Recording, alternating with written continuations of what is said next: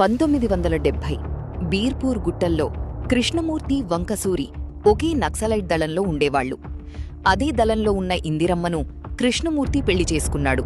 కొంతకాలానికి నందు పుట్టాడు. నా కొడుకు సాధారణ జీవితంలో పెరగాలి అని కృష్ణమూర్తి దళం వదిలి వెళ్లాలని నిర్ణయించుకున్నాడు. కాని డబ్బు కోసం వంకసూరి దళానికి ద్రోహం చేశాడు. ఆ రాత్రి ఇందిరమ్మ చిన్న నందుని తీసుకుని గుడికి వెళ్ళింది.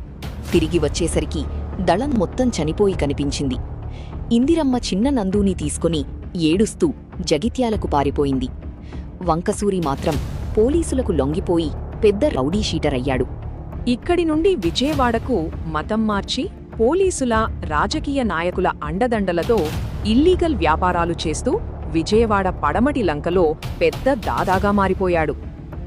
నందు జగిత్యాలలో చిన్న చిన్న పనులు చేసుకుంటూ పెరిగాడు. ఒకరోజు అనారోగ్యంతో ఉన్న ఇందిరమ్మ అసలు నిజం చెప్పింది. వంకసూరే అందర్నీ చంపాడు. ఆ తర్వాత నందు పాత ట్రంకు పెట్టె తెరిచాడు. అందులో తన తండ్రి తపంచ కనిపించింది. కొన్ని రోజుల తర్వాత వంకసూరి హైదరాబాద్ వెళ్తున్నాడని నందుకు తెలిసింది. తన తండ్రి తపంచ తీసుకుని నందు సూర్యాపేట బయల్దేరాడు. భారీ వర్షం. నందు అటికపాముల గ్రామం దగ్గర బస్సు దిగాడు. సూర్యాపేటకు దగ్గర్లో ఉన్న చిన్న పూరిగుడిసె ఛాయ్ హోటల్లో పనికి చేరాడు. 2 రోజుల తర్వాత భారీ వర్షం.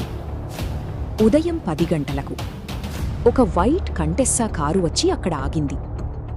కారులోంచి ఇద్దరూ బయటకు దిగి ధాబా వైపు నడిచారు. టీ తాగుతూ, కార్లో ఉన్న సార్కి ఒక టీ తీసుకెళ్ళు అని నందుతో చెప్పారు. నందు టీ గ్లాస్ తీసుకుని కారు దగ్గరకు వెళ్లాడు. కారులో కూర్చున్న వంకసూరి టీ తీసుకుని తాగడం మొదలుపెట్టాడు. అప్పుడే నందు తన వెనుక దాచుకున్న తపంచ బయటకు తీశాడు. షూట్ చేశాడు. వంకసూరి అక్కడికక్కడే చనిపోయాడు.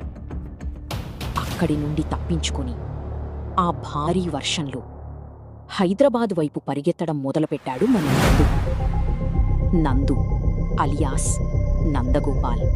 తర్వాత ఏం జరిగిందో మీ అందరికీ తెలిసిందే. కామెంట్లో తెలియజేయండి.